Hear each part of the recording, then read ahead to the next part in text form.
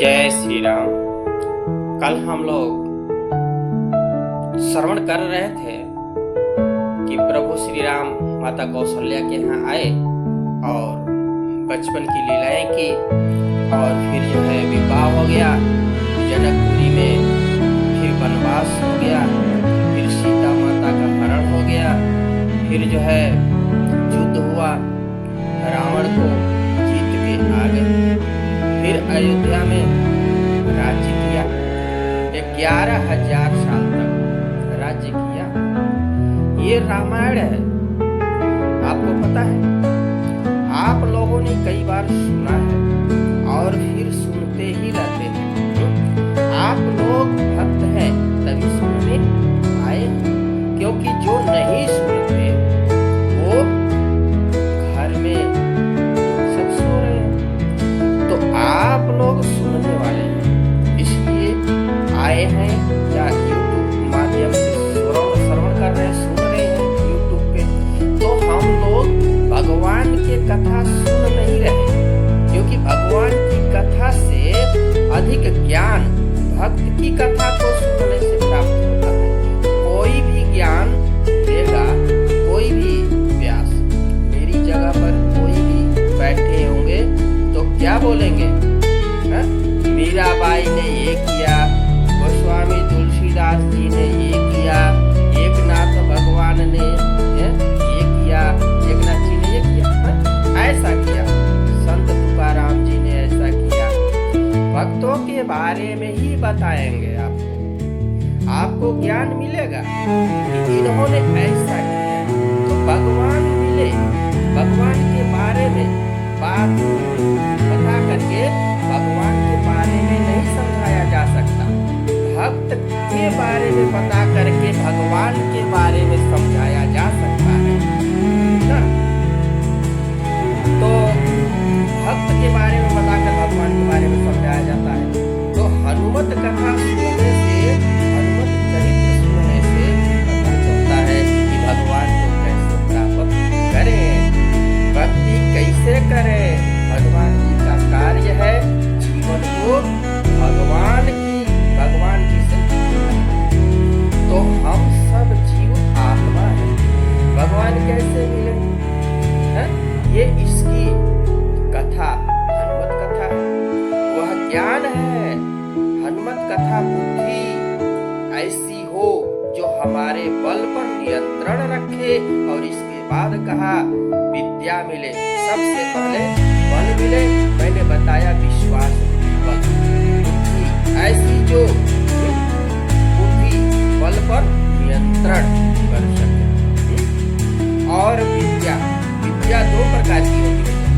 विद्या दो प्रकार की, एक विद्या लौकिक वस्तुओं की साधना में लग जाती है और एक पारलौकिक वस्तुओं की साधना में लग जाती है।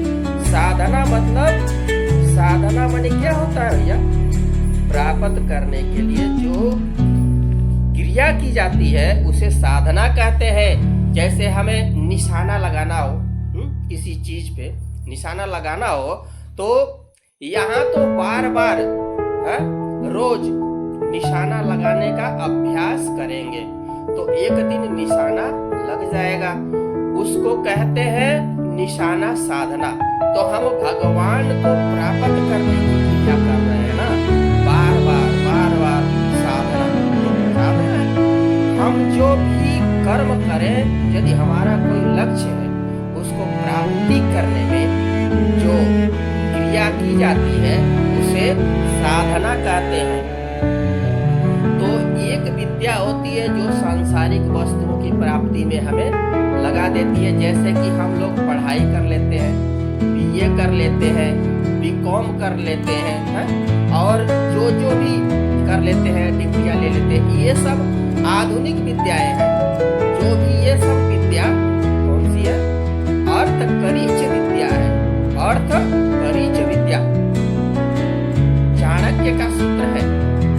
अर्थकरीच विद्या चाणक्य जी का सूत्र है। वह विद्या जो अर्थकरी होती है, धन माल कमाने वाली ये विद्या, अर्थकरी विद्या, यही बचपन से हमको सिखाया जाता है।